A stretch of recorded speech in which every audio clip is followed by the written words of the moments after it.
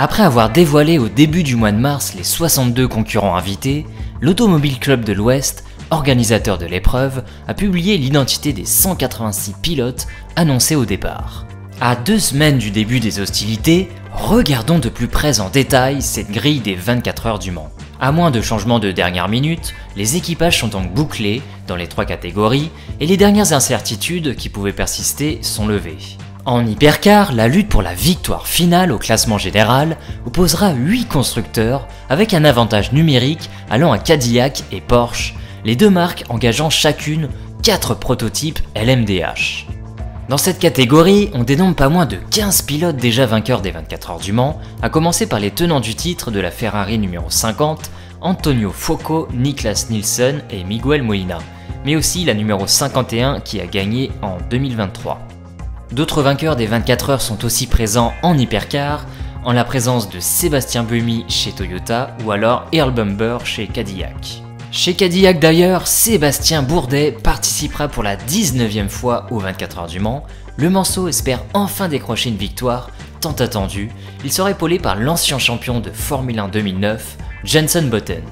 On note un nouveau sur la Cadillac 311, le vice-champion de F2, le jeune pilote danois Fred Vesti. Cette édition 2025 marque également le retour d'Aston Martin dans la catégorie Rennes, la catégorie Hypercar, et la première apparition au Mans de la Valkyrie, confiée notamment à un équipage 100% britannique. On a Harry Tinkel, Tom Gumble et Ross Gunn, pour ce qui est en tout cas de la numéro 007.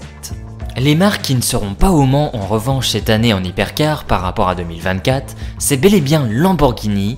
Les 2 voitures avaient terminé l'année dernière 10e pour la numéro 63 et 13e pour la numéro 19. Une autre marque italienne qui sera également absente au Mans et qui à mon avis ne reviendra pas, c'est le proto-italien Isotta Fraschini, qui a terminé quasiment dernier de la catégorie l'année dernière, mais qui a quand même eu l'honneur de terminer l'épreuve à la 14e place.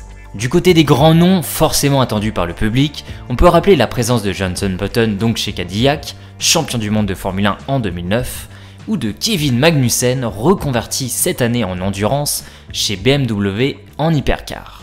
La vedette ira toutefois à coup sûr, comme l'an passé, à Valentino Rossi, la légende du MotoGP, a rempilé cette année dans la catégorie LMGT3 avec le team belge WRT qui aligne sa BMW frappée du mythique 46. Côté LMP2, on note la première participation du champion de F2, Théo Pourchaire, sur l'Oreca numéro 25 du team portugais Algarve Pro Racing.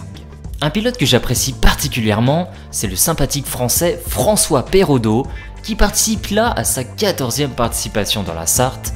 Il a débuté en 2013 sur une Porsche GT, a ensuite remporté le GTE AM sur une Ferrari 488 en 2021 et le LMP2 l'année dernière au sein du team AF Corse.